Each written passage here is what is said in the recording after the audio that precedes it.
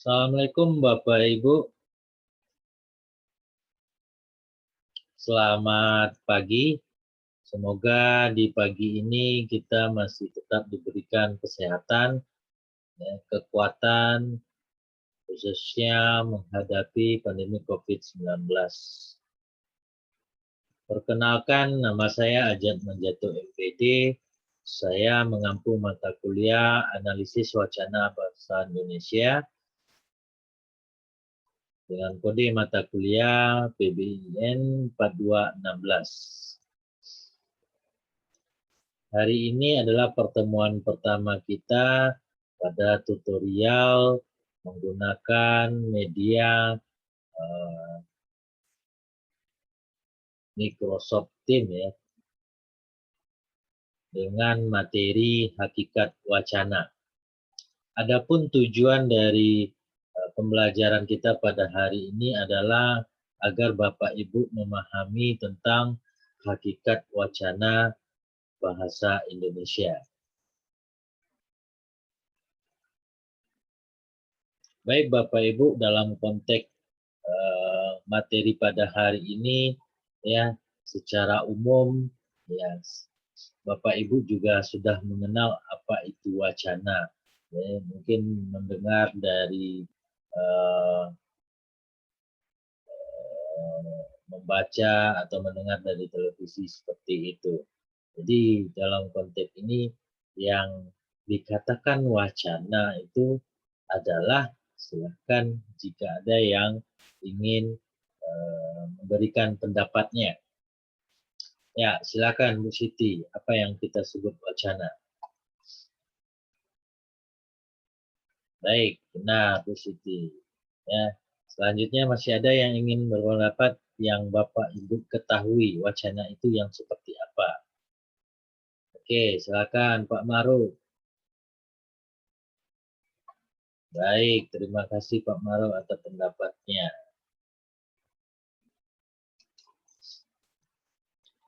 Nah, pada konteks ini wacana yang akan kita bahas adalah bagaimana pemaparan atau pengungkapan sebuah pendapat atau ide dengan menggunakan bahasa yang lengkap.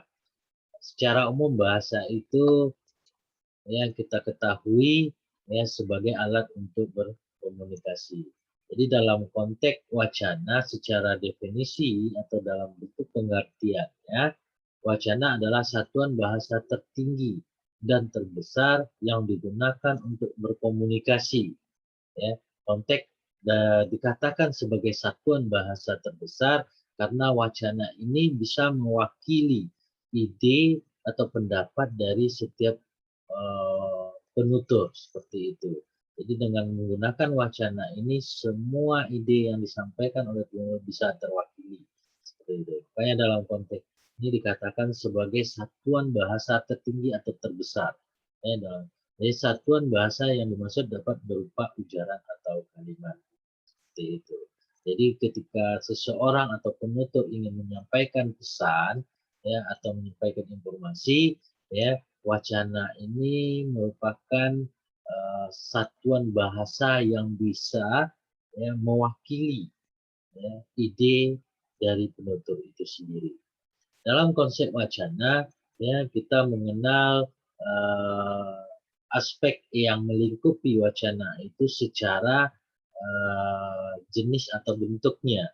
Dalam konteks strukturalismenya atau secara struktur, wacana itu adalah satuan bahasa tertinggi atau terbesar di atas yang bunyi, frasa, klausa, kalimat, dan paragraf seperti itu. Jadi dengan wacana itu kita bisa menyampaikan informasi atau pesan yang ingin kita utarakan kepada seorang penutur lawan tutur kita.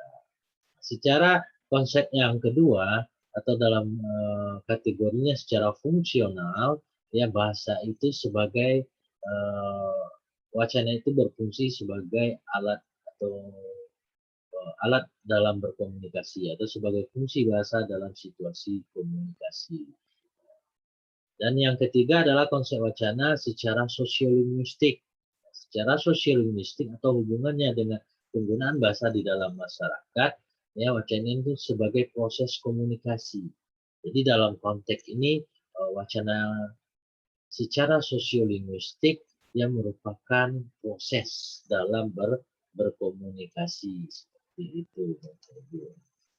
Nah, selanjutnya dalam secara strukturalisme atau secara struktur tadi berkaitan dengan kedudukan wacana, wacana itu secara diagram ini dia merupakan posisinya paling atas atau dikatakan sebagai satuan bahasa tertinggi di atas morfem, kata, frasa, klausa, kalimat, paragraf, monolog, dialog, dan wacana. Nah, inilah yang mengatakan tadi ya di mana wacana itu sebagai satuan terbesar atau tertinggi. Selanjutnya syarat dari sebuah wacana. Ya, jadi wacana itu bisa dikatakan sebagai wacana yang baik, dia memiliki syarat. Dari Bapak Ibu ada yang bisa memahami atau yang mengetahui syarat dari wacana itu apa saja? Ya, baik Bu Ani, silakan Bu Ani. Oke, baik, terima kasih Bu Ani atas pendapatnya. Ya, selanjutnya, oh ya, Pak Andi, silakan Pak Andi. Ya, benar. Terima kasih untuk Pak Andi. Memang salah satu syarat dari wacana itu dia memiliki ya kohesi dan koherensi seperti itu. Jadi dikatakan wacana yang baik ketika dia memiliki kohesi dan koherensi. Secara umum kohesi dan koherensi ini bagian dari syarat untuk wacana itu dikatakan dengan baik. Berbicara kohesi, ada yang bisa memahami apa itu kohesi, Bapak Ibu? Silakan. Oke, Bu Yayu, silakan Bu Yayu. Ya, kohesi itu merupakan hubungan perkaitan antar posisi yang dinyatakan secara eksplisit oleh unsur-unsur gramatikal dan semantik dalam kalimat yang membentuk wacana. Jadi secara umumnya kohesi ini adalah kepaduan seperti itu. Adanya hubungan antara kalimat satu dengan kalimat yang lain dalam sebuah wacana. Nah, kohesi ini terbagi menjadi dua. Ada yang dinamakan dengan kohesi gramatikal dan kohesi leksikal seperti itu. Nah, berbicara jenis kohesi ini yang kita sebut sebagai kohesi gramatikal ada juga jenisnya. Jadi dia terbagi dari beberapa jenis lagi seperti itu. Nah, silakan jika Anda yang mau mengetahui kohesi gramatikal apa saja silakan. Oh ya, Pak Amin silakan Pak Amin. Ya, kohesi gramatikal ini ya bagus sekali jawabannya Pak Amin. Kohesi gramatikal itu terdiri dari 4 unsur atau 4 aspek Bapak Ibu. Yang pertama dinamakan dengan ya perujukan atau referensi seperti itu. Yang kedua yang dinamakan dengan substitusi, penggantian. Ya, yang ketiga dinamakan elipsis, ya penghilangan atau pelesapan. Dan yang terakhir dinamakan konjungsi. Nah, jadi secara umum kohesi gramatikal ini berkaitan dengan struktur gramatikalnya. Ya, secara struktur gramatikalnya, ya unsur bahasa, unsur wacana yang dalam konteks kohesi atau kepaduan wacana itu ya dipenuhi dengan ya struktur yang sifatnya itu membentuk wacana itu saling berhubungan. Perujukan tadi itu maknanya kata ganti, ya. Jadi perujukan atau referensi itu kata ganti. Misal saya berikan contoh, ya. Ani pergi ke pasar, dia membeli sayur kangkung misalnya. Nah, itu adalah contoh di mana perujukannya kata dia. Dia itu adalah rujukan dari kata ani seperti itu. Jadi kalimat tadi ya merupakan bentuk kalimat yang merupakan bagian dari kohesi gramatikal, yaitu perujukan. Jadi kata dia itu merujuk kepada Ani, seperti itu Bapak Ibu.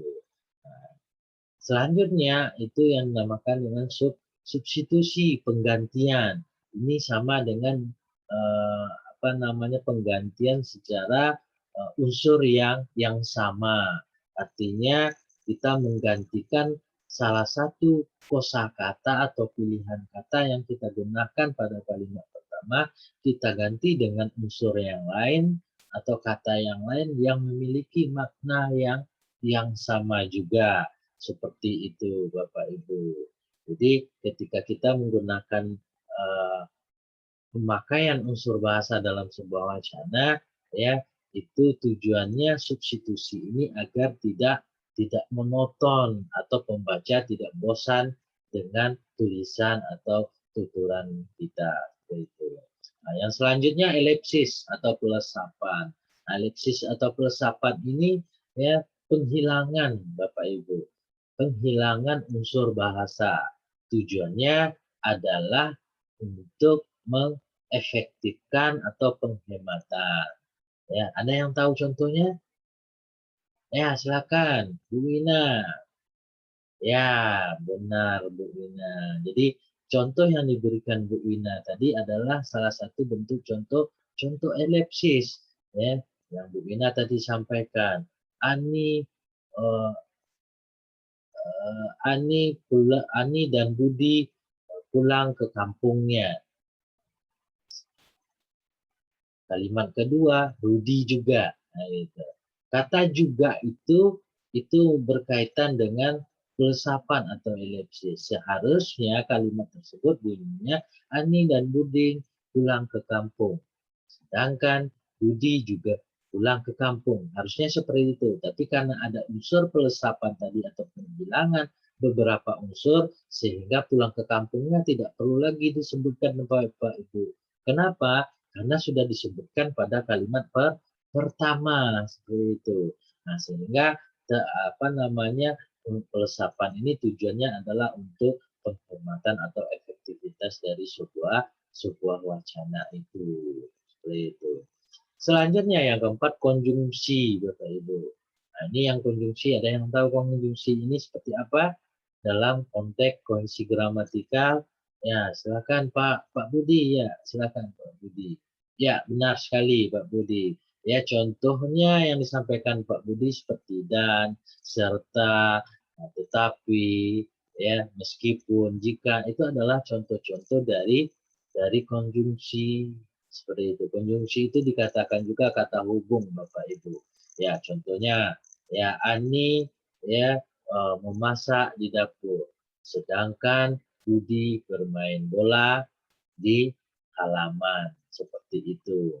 Kata sedangkan itu merupakan konjungsi yang menghubungkan antara kalimat satu dan kalimat dua. Nah, selanjutnya kohesi leksikal Bapak Ibu. Ya, ada yang tahu kohesi leksikal ini seperti apa atau jenisnya? Oke, ya Pak Rudi, silakan Pak Rudi. Ya betul ya, kohesi leksikal ini berkaitan dengan unsur makna. Ya, tadi yang gramatikal berkaitan dengan strukturnya, yang sedangkan yang kohesi leksikal ini berkaitan dengan maknanya. Nah, jenisnya yang disampaikan oleh Pak Budi tadi ada sinonim, ada antonim, polisemi, ya, dan repetisi seperti itu. Ya, sinonim itu persamaan ya Bapak Ibu ya, antonim itu lawan kata, repetisi itu pengulangan kata, ya, sedangkan polisemi itu bagian dari kata yang ada di dalam kata itu sendiri. Seperti itu Bapak Ibu. Ya, selanjutnya syarat wacana adalah, silakan syarat wacana yang kedua, ada yang tahu? Ya, oke, baik. Silakan. Ya, ya Pak. Ya Bu Loli, silakan Bu Loli. Ya, benar sekali. Yang dinamakan dengan koherensi. Koherensi ini berkaitan dengan kesatuan Bapak Ibu. Jadi di mana ketika kita menggunakan sebuah wacana ada unsur kesatuan.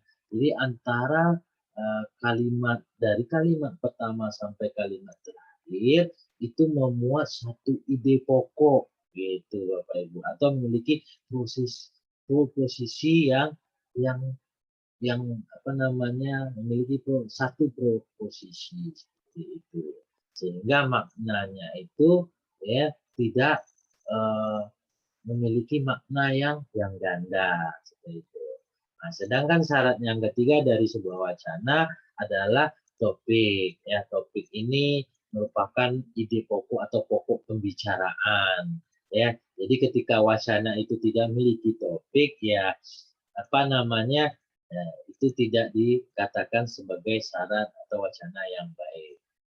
Itu seperti itulah yang dikatakan dengan wacana Bapak Ibu. Selanjutnya ya masih berkaitan dengan hakikat wacana, itu berkaitan dengan teks dan konteks seperti itu Bapak Ibu. Ada yang tahu perbedaan keduanya? Oke, baik silakan. Ya. Oke, Pak Apis silakan Pak Apis. Ya, benar. Teks itu adalah semua bentuk bahasa. Jadi yang dikatakan teks itu bisa secara tertulis, bisa juga secara lisan, dan bahkan bukan hanya berupa kata-kata ya yang tercetak di dalam kertas, tapi teks mencakup semua jenis ekspresi komunikasi. Dengan kata lain, teks dapat berwujud bentuk tulis dan dapat juga berwujud bentuk lisan, bahkan dapat wujud gambar atau efek suara.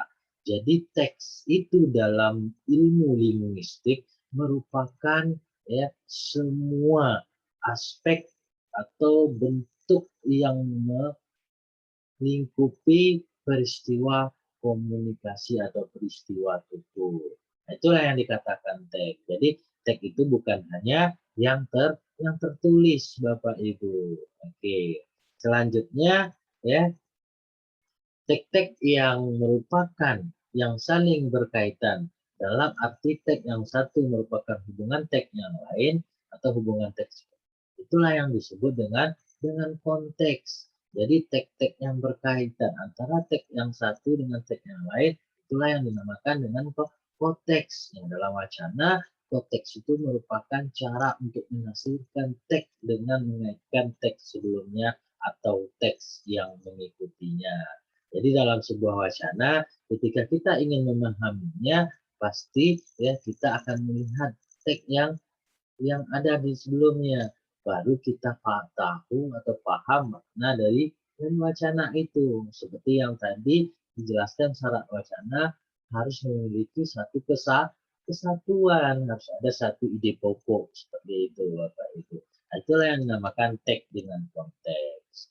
Ya, selanjutnya konteks. Tadi konteks ya, sekarang konteks. Jadi konteks ini adalah situasi dan kondisi dari peristiwa tutur itu sendiri atau yang ada di dalam sebuah wacana. Ya. Teks ini terdiri dari 8 jenis menurut Himes. Jadi sebuah peristiwa komunikasi yang sifatnya atau yang dalam sebuah wacana ini konteks ini menjadi bagian yang penting dalam pemaknaannya. Yang pertama itu dinamakan dengan setting atau stance. Maksudnya percakapan itu dapat dilakukan ya di suatu tempat waktu tertentu. Misalnya ya seperti kita sekarang ya berada di dalam kelas web seperti itu. Ya, ini adalah setting dari peristiwa komunikasi kita. Nah, yang kedua partisipan. Oke, siapa yang tahu partisipan Bapak Ibu? Ya, oke, baik, silakan. Ya, Pak Nadi silakan, Pak Nadi. Ya, benar. Ya, partisipan itu adalah ya peserta atau orang yang terlibat di dalam situasi komunikasi tersebut. Ya, nah, seperti kita sekarang ini Bapak Ibu. Ini kita ini adalah partisipan. Saya sebagai penutur, Bapak Ibu sebagai lawan tutur. Seperti itu. Bisa juga berbalik posisi kita, Bapak Ibu sebagai penutur, saya sebagai lawan tutur. Jadi kita ini dalam situasi komunikasi itu dinamakan dengan partisipan.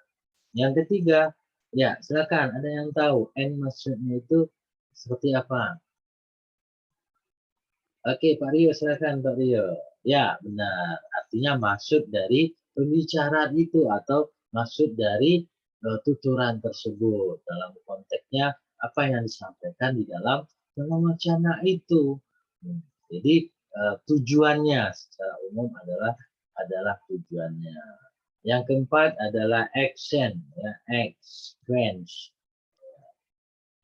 Ya, silakan. Ya, Bu Ani, ya. Nah, percakapan ya ada isinya, ada pesannya seperti itu. Yang memiliki bentuk dan isi. Jadi ketika kita menyampaikan sebuah wacana atau tuturan itu pasti memiliki pesan atau informasi yang ada di dalamnya. Nah, yang kelima yaitu K, ya. Ya, silakan Pak Budi. Ya, betul. Ya, caranya bagaimana kita menyampaikan apakah dengan menggebu-gebu seperti orang melakukan orasi atau dengan perasaan yang mendalam seperti pembacaan puisi seperti itu atau dalam situasi-situasi formal maupun informal. Yang kita lakukan sekarang adalah situasi formal. Yang selanjutnya adalah instrumental ya. Ini artinya jalur atau media yang kita gunakan. Oh ya, ya. Contoh dalam peristiwa komunikasi ya, media apa yang kita maksud? Oke, silakan. Ya, Pak Yuni, ya benar. Ini media berupa media tulis dan media lisan. Apakah kita menyampaikannya dalam bentuk tertulis atau dalam bentuk lisan? Ya, yang ketujuh adalah norm. Norm, ya, ya betul, ya guru, ya, ya. Oke, Bu Yanti benar. Itu adalah norma atau aturan dalam konteks ini adalah kaidah tata bahasa. Seperti itu. Jadi ketika kita menyampaikan pesan atau informasi dengan menggunakan bahasa dalam bentuk wacana, yang harus mengikuti tata bahasa yang baku atau kaidah yang yang baku seperti itu. Ya, dan terakhir adalah genre. Ya, genre ini berkaitan dengan jenis atau ragam bahasa yang kita gunakan dalam konteks wacana itu sendiri. Oke, ya. Baik Bapak Ibu. Ya, oke. Sampai di sini ada yang ditanyakan Bapak Ibu. Ya, saya berikan kesempatan untuk bertanya pada Bapak Ibu karena ya kita dalam konteks pembelajaran harus memahami secara totalitas. Jadi jika ada yang memang masih membingungkan Bapak Ibu, silakan ditanyakan. Oh ya, silakan. Bu Ani mau bertanya. Ayo silakan Bu Ani berkaitan dengan Bu Ani menanyakan berkaitan dengan kohesi. Ya, nah ini kohesi. Pertanyaannya berkaitan dengan kohesi, kohesi gramatikal, yaitu yaitu pelesapan tadi. Ada yang bisa membantu menjawab pertanyaan Bu Ani? Ya, oke, Pak Rudi. Oke, Pak Rudi silakan. Ya, benar sekali Pak Rudi bahwa memang ya pelesapan itu adalah penghilangan beberapa unsur, unsur bahasa yang tujuannya adalah efektivitas dari teks tersebut atau wacana tersebut, Bu Ani. Oke, baik. Ya, sampai di sini paham semuanya Bapak Ibu? Oke, kalau sudah paham Bapak Ibu, ya kita uh, akan membuat sebuah simpulan dari apa yang telah kita pelajari bahwa wacana itu merupakan satuan bahasa terbesar yang bisa mewakili ide atau pendapat atau informasi yang ingin disampaikan oleh penutur itu sendiri.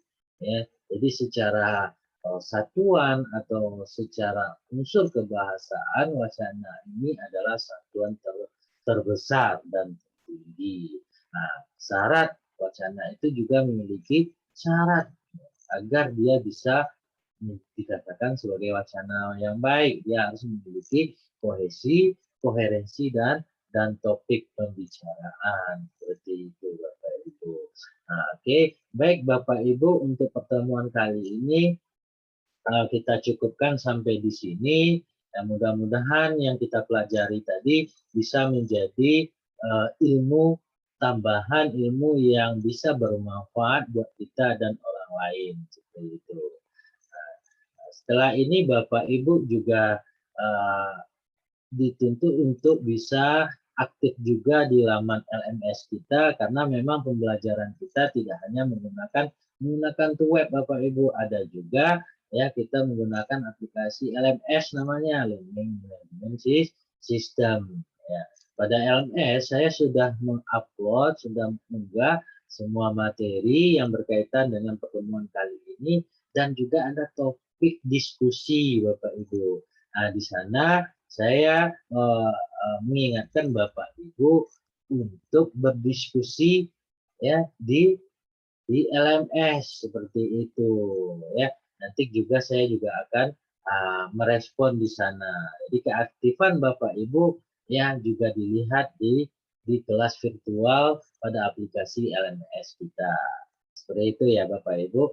Ya, selanjutnya untuk minggu depan silakan Bapak Ibu baca modul 2 dan tugas partisipasinya itu Bapak Ibu membuat peta konsep.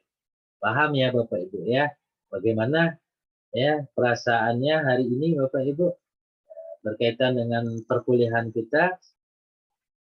Oke, baik. Terima kasih semuanya Bapak Ibu. Ya, mudah-mudahan ya apa yang tadi sudah kita pelajari ya kita pahami dengan baik ya Bapak Ibu ya.